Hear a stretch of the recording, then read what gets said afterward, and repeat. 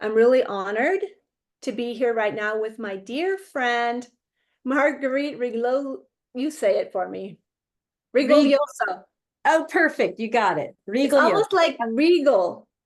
Regal, like a queen. That's what I always say to Regal people. the Queen, Rigoglioso. Yeah, yeah. Marguerite and I have been friends for quite a long time. We went to the same graduate school. We were not in the same department, but we saw each other. We might have taken maybe one class together in women's spirituality on the goddess. And I was so grateful to California Institute of Integral Studies. Let me read more of Marguerite's bio here. And I just want to say that I've been working my way through her most recent book. And when we got on, I told her, speechless. I am speechless as I'm reading this book. I have it on my Kindle and I've been devouring it, and I didn't want to stop for this interview. So I put myself on that couch for a few minutes of meditation to ground before this, because it's a wow. Okay, so let me introduce Marguerite. Marguerite is the inspired founder of Seven Sisters Mystery School. She is an award-winning author and a world-renowned teacher of sacred knowledge. She's a trusted mentor to people on the healing and spiritual paths. And she has authored 4 books. Let me read for you her titles.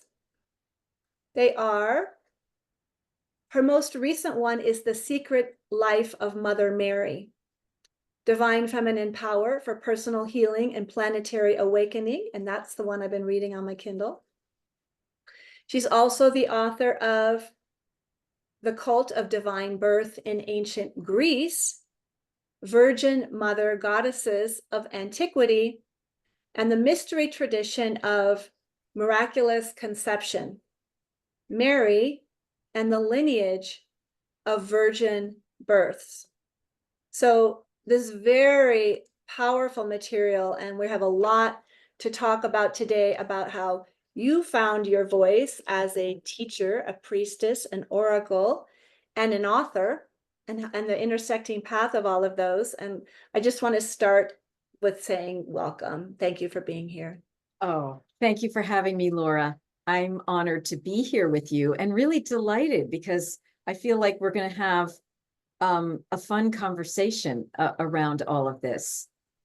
Fun is the word. I want to start by just calling in our physical spaces, and then maybe I will invite you to lead us off with a prayer. But I'm noticing in your space an image of Mary. Do you want to tell us what that is? Yes, isn't this wonderful? It's a tapestry or a blanket, really, that my former colleague, now friend, Nicola D'Alonso, gave to me a number of years ago, back in 2019, I think. And I've occasionally used it as the backdrop for my videos, and I hadn't in a while. And when my book came out this past July, I decided to come back again to have Mother Mary behind me and having my back. I know it's such an amazing thing, and it's kind of subtle having her back there. It's perfect. It's perfect. I also notice in your space the white woodwork, which has a resonance with the white flower that I have, which Gala. actually we newly purchased after my recent trip to Italy, where we saw this on so many of the churches, the rose window. And I looked for a rose window, which represents Mary. Yes, yes, absolutely. That's wonderful. And the interesting thing is that the flavor of yours, as with mine, also is from India. It's very, this is a common motif as well.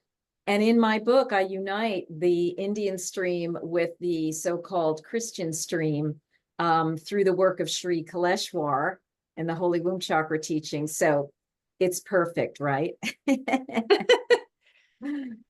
So I'm going to take a deep breath as we get started. And in your book on Mary, you quote from one of the apocryphal gospels. I think it's the gospel, was it of Philip, where you say that we see what we are able to see, and we hear what we are able to hear. And so I think the teachings in that book are so profound and really I think a lot of people would not be able to hear them.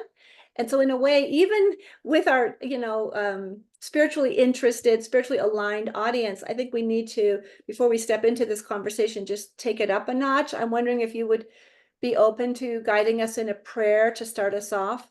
Sure, absolutely. Yeah. So people can either just be eyes open or eyes closed or eyes cast down, whatever is going to help you go inwardly so that you can connect with your breath, connect with your body, every place it's touching the earth. And just start relaxing just a bit. Just feeling Mother Earth holding you. And as we do that, we call upon the energies of Mother Earth, her consciousness of Gaia, thanking her for all of her bounty and abundance, for holding us and helping us on this path.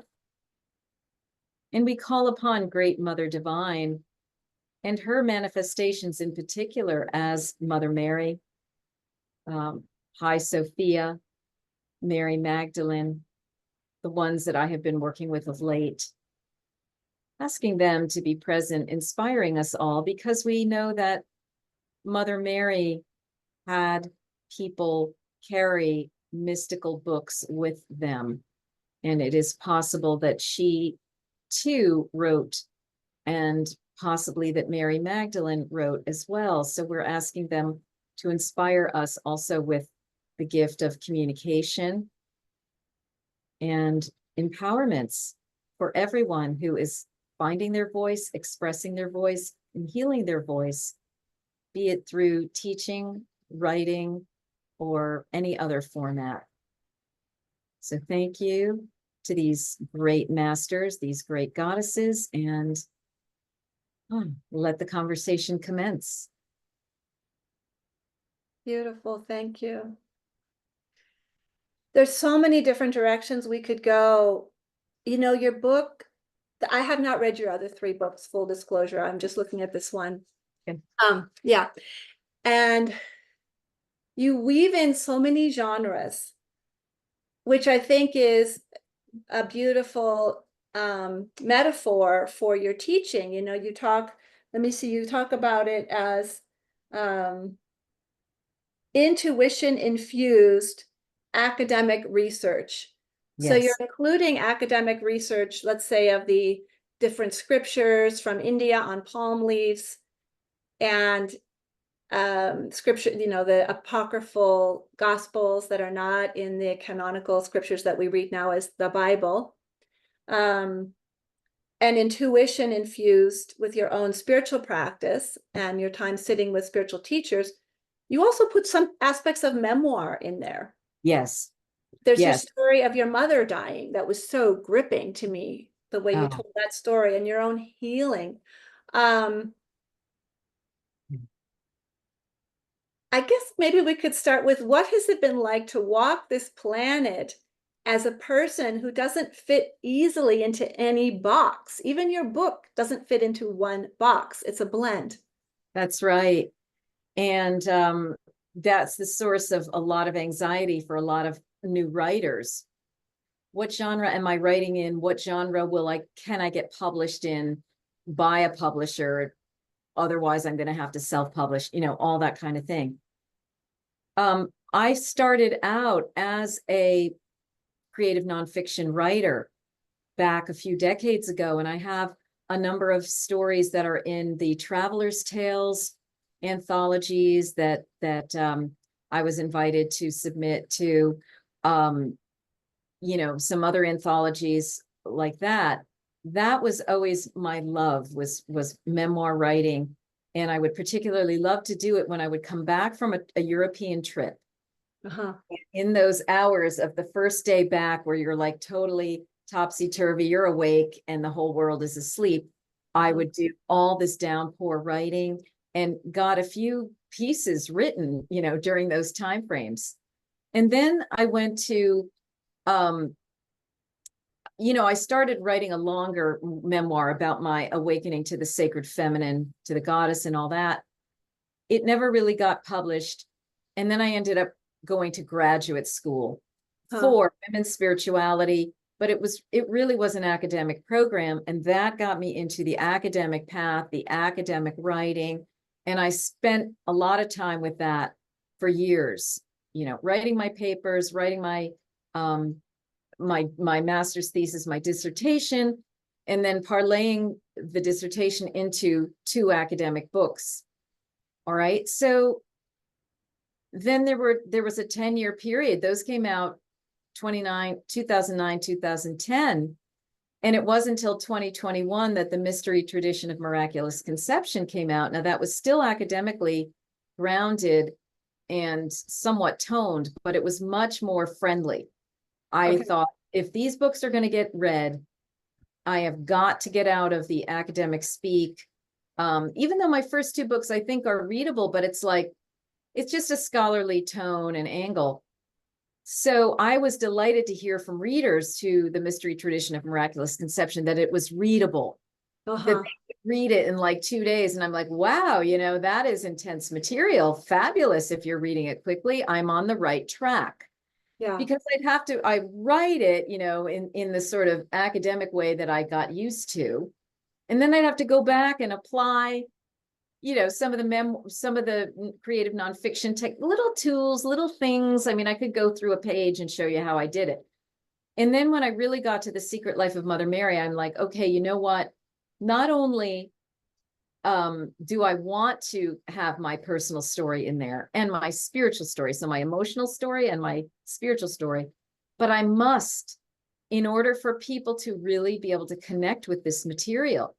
And so, over the years, I've been able to break away from the traditional, well, it's got to be one genre or another. And plus, I've been working with this wonderful publisher, Inner Traditions, and their imprint, Bear and Company.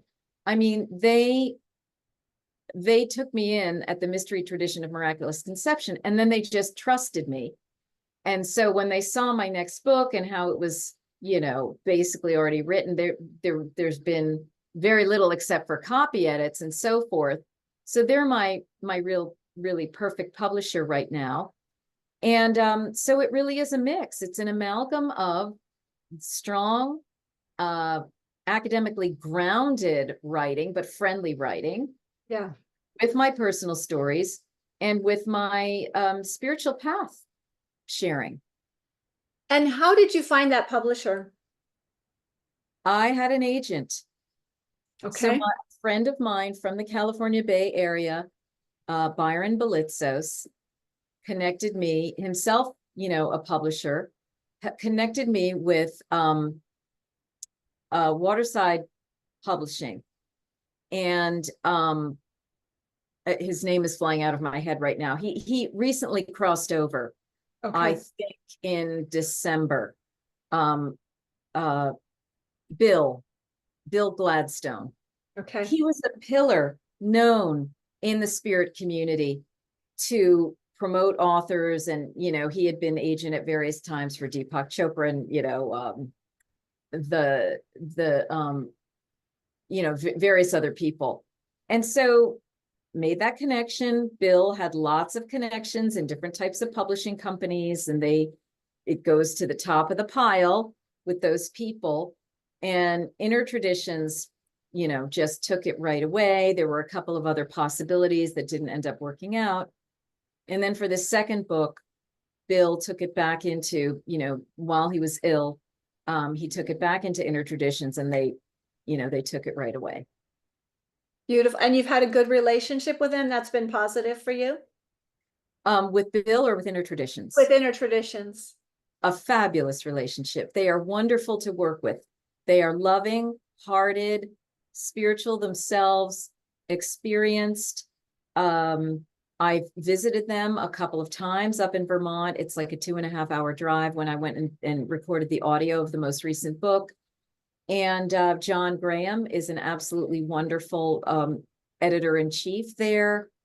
And we just all really hit it off. It's just a case of everything fitting together finally. Okay. Yeah. Beautiful. So for the listeners who know very little about what you teach about Mary, do you want to just encapsulate your message about Mother Mary. I just found it very moving.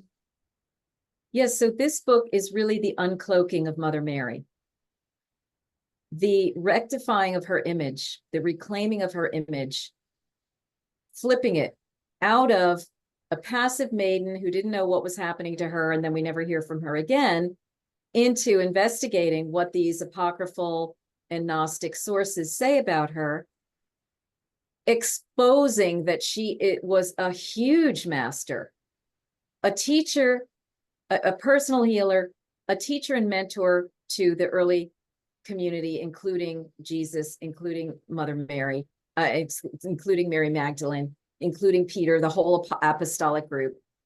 One who removed demons, and one who experienced, not only did she achieve divine birth as a priestess practice, but she resurrected Jesus body and soul through these womb practices.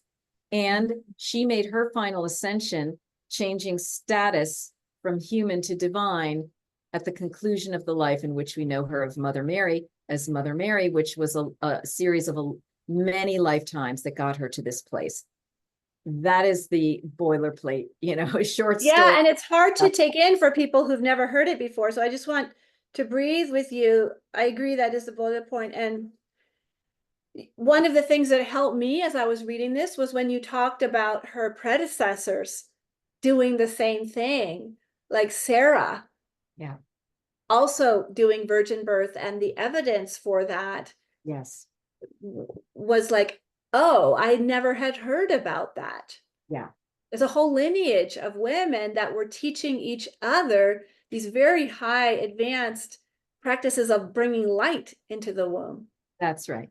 Light conceptions, a quantum type of yogic practice.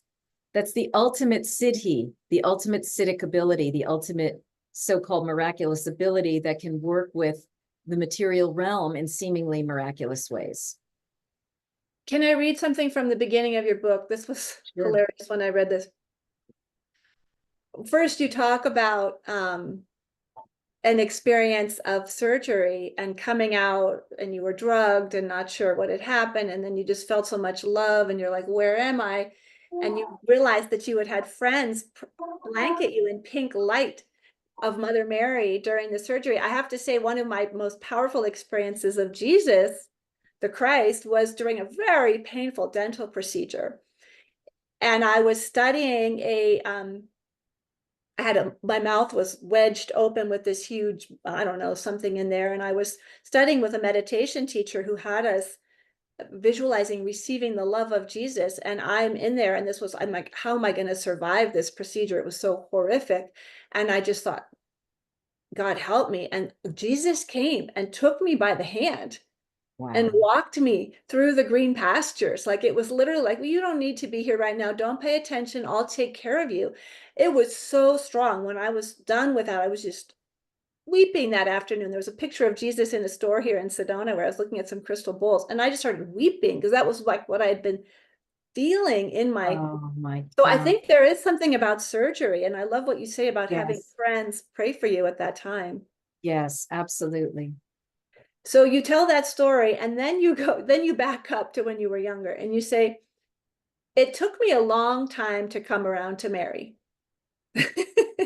Virgin Mary, Mother of God, Blessed Mother, whatever people called her. For the first few decades of my life, I wasn't very interested. Can you blame me? Many modern women have trouble with the image of a female whose main attribute has been celibacy. And you go on, and then later you tell the story of gradually getting closer to her. So did Mary help you write your books? That's such a beautiful question. I just want to cry. Go ahead. Oh my gosh. I never quite thought about it like that, but yes, I believe so, because there were many times where I was asking for guidance, going into meditation, aligning myself, working in sacred medicine ceremony. And so I don't know that I ever sat and said, Mother Mary, help me write this book. Mhm. but it was more the daily living of being with her, um, and the receiving of different concepts and things that I wanted to interweave, that I would say is how Mother Mary helped me write the book. As you see in the book, there are other places where I feel definitely her direct intervention. Okay. In that surgery room, Yes. when I was buying my house, Yes. and for the healing of a cyst from my ovary. Like, so, but I think she's been undergirding the whole enterprise, right? How could she not be, really? I mean, I've been the dutiful scholar writer who's also been going through my own personal healing, for which I was calling on her, and my spiritual education, for which I was calling on her. So yes, she's got to have been there. And I kind of have this sense that she's governing how, who's going to read it, Okay. where it's going to reach, Right. you know. I kind of have had the sense, and I was told by these two channelers, if you will, in Mount Shasta years ago, they were so excited because they're like, we want you to know that your work is protected. And that did mean a great deal to me, you know, because I've been pulling off veils here. And so I think the same is true here with Mother Mary. And the biggest way that your work is protected with Mother Mary is by you staying in your heart Hmm. and not getting into any fisticuffs with the authorities around any of this, you know? Okay. And you know, Marguerite, right? She's the hothead, she's the warrior. She has to watch out for that tendency. So, you know, if I just kind of stay with the authentic, grounded teachings of Mother Mary, that is governing what is going on with this book, how I'm talking about this book, who's reading this book, what kind of a positive influence it's going to have. And it's a mystery.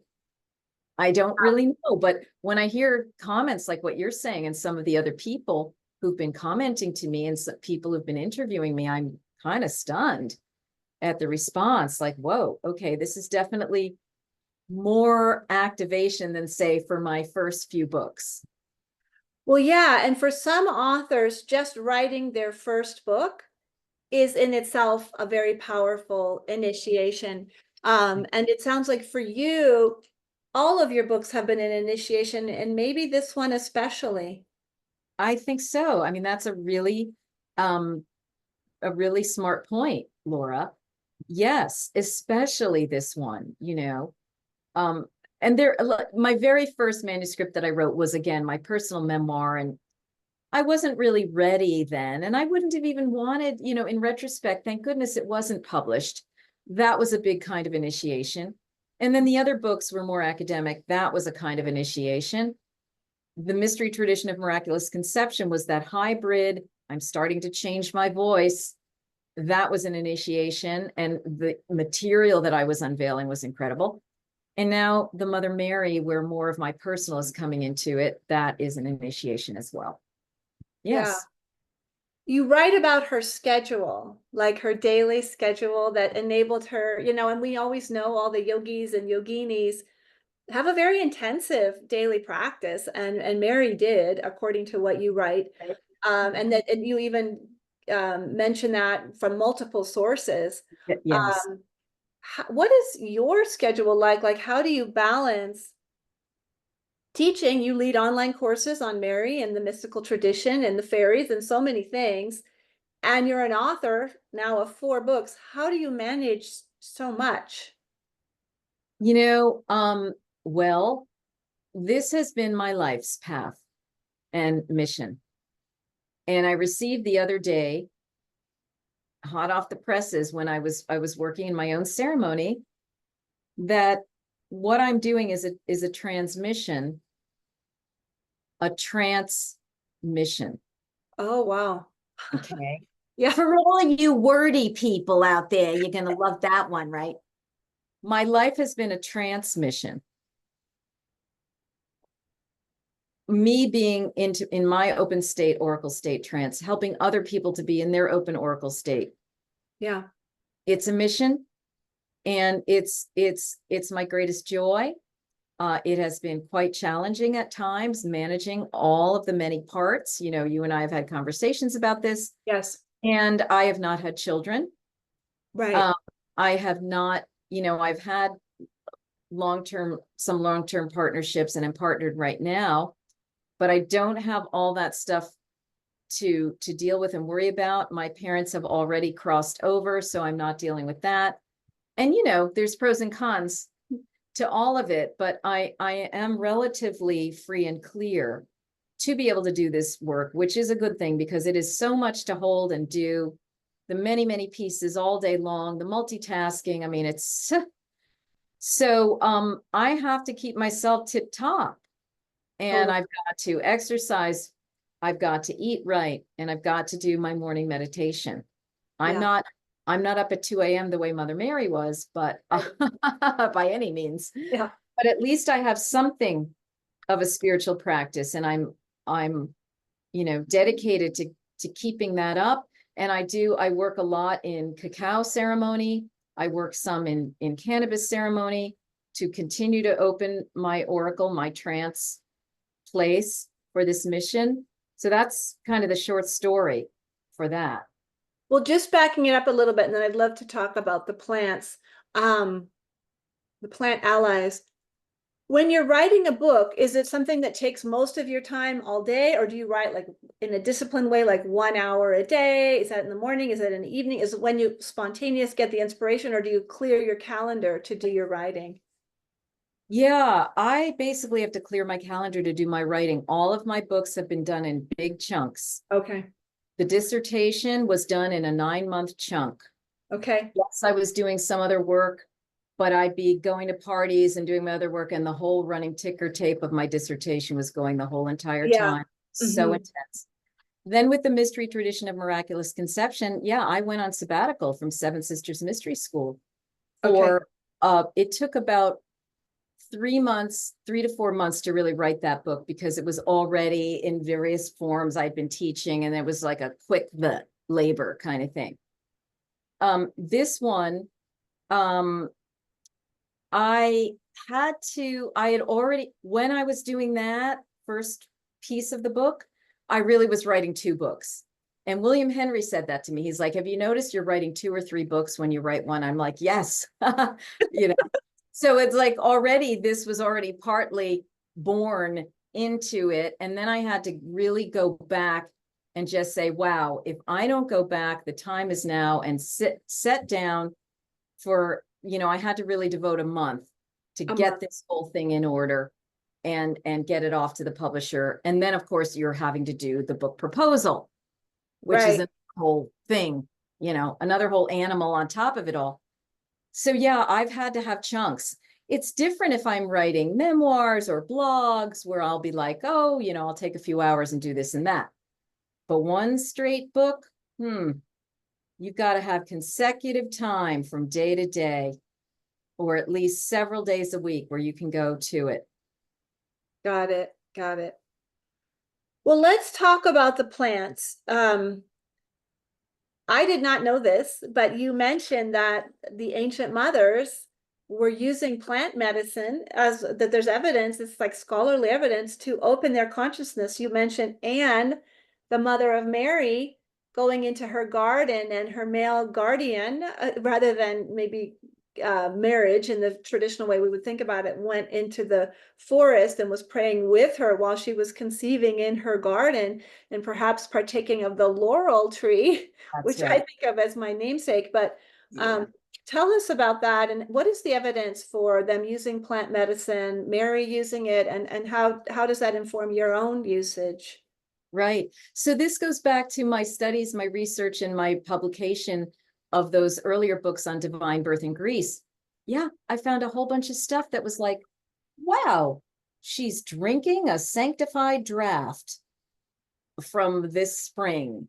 She's using, you know, this or that. She's in an intoxicated state. She's in a sleepy state after having drunk that water that turned to wine. You know, all these little, I realized, wow, okay, sacred medicine was alive and well in a big part of these women's lives.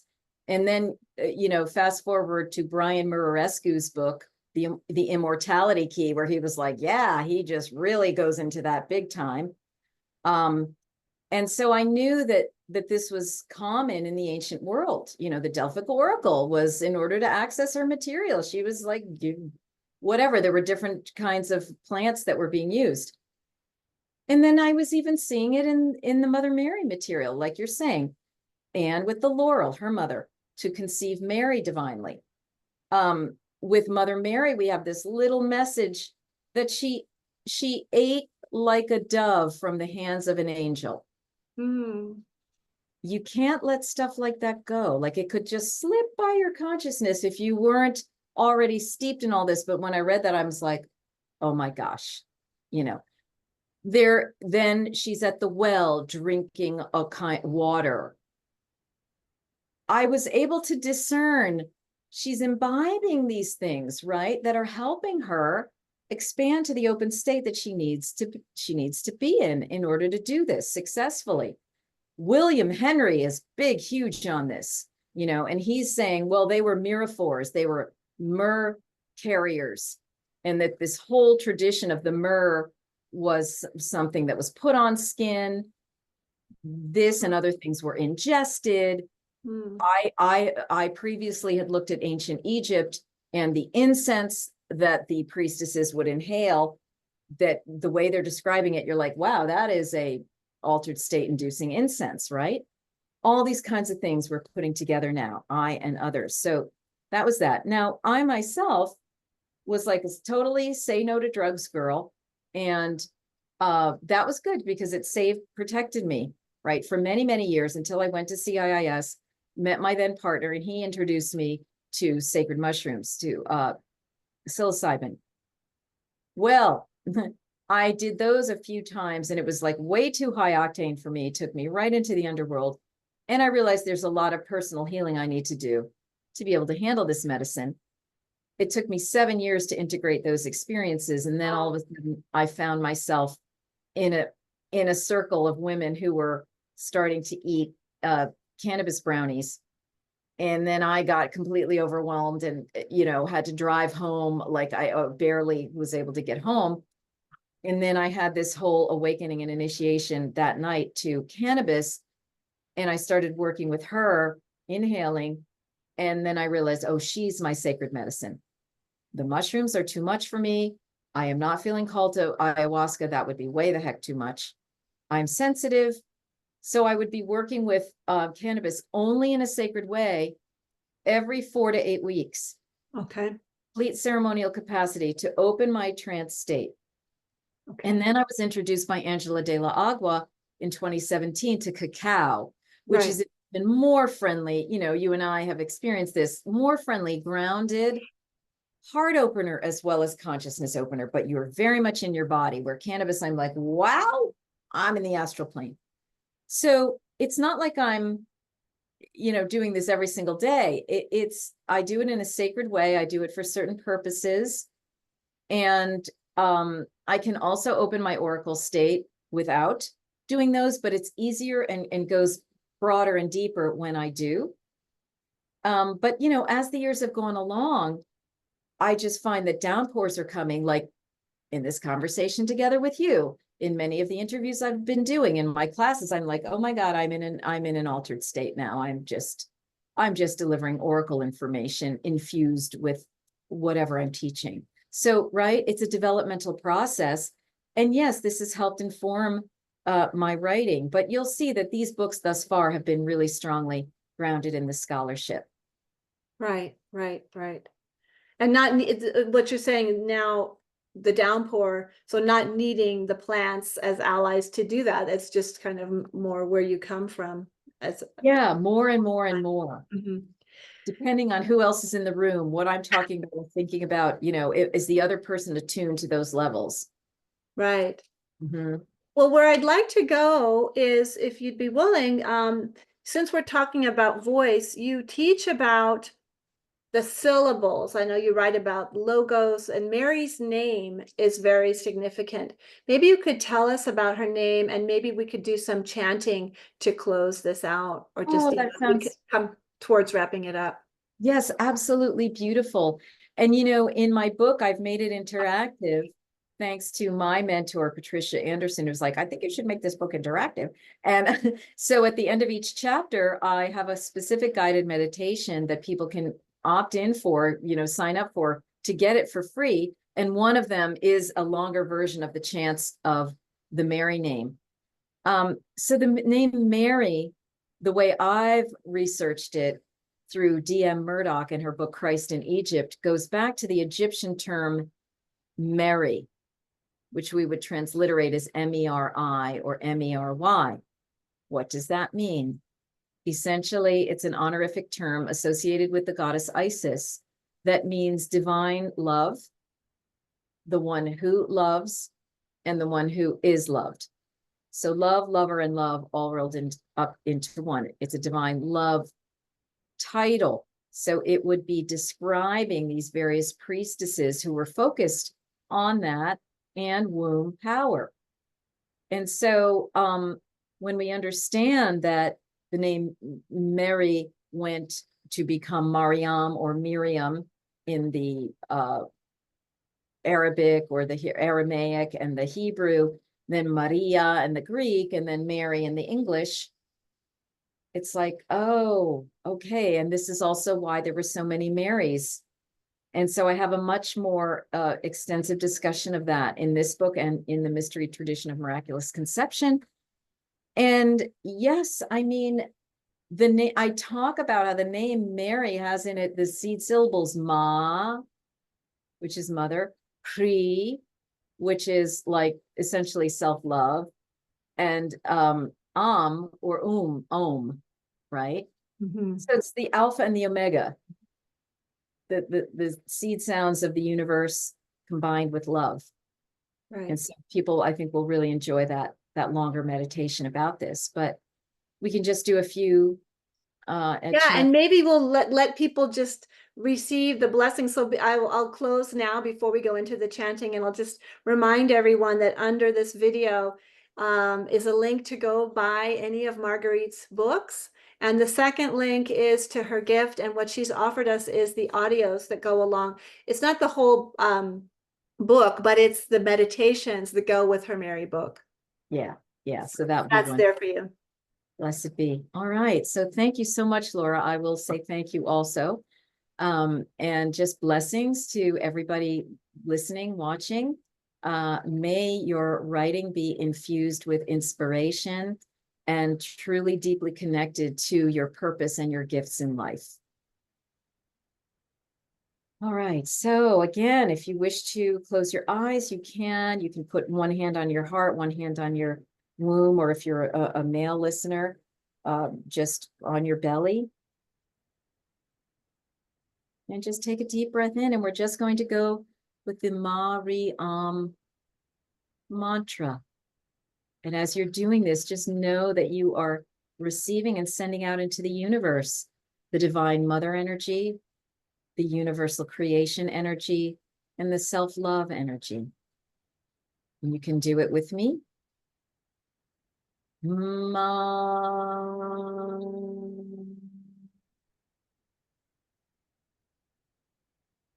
Breathe.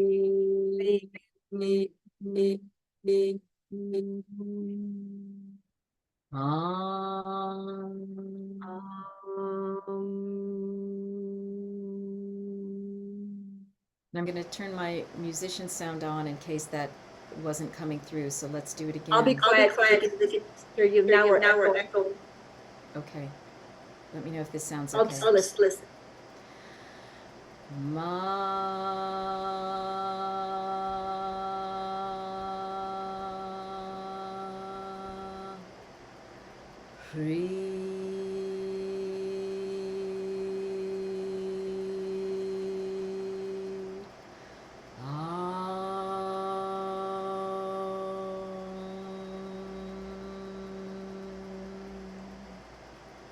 And one last time, really giving it your all.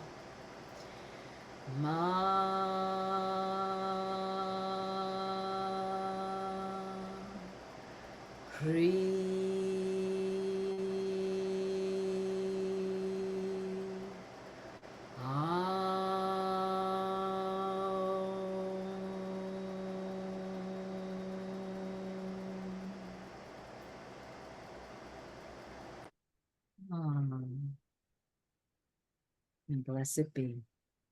Dharma.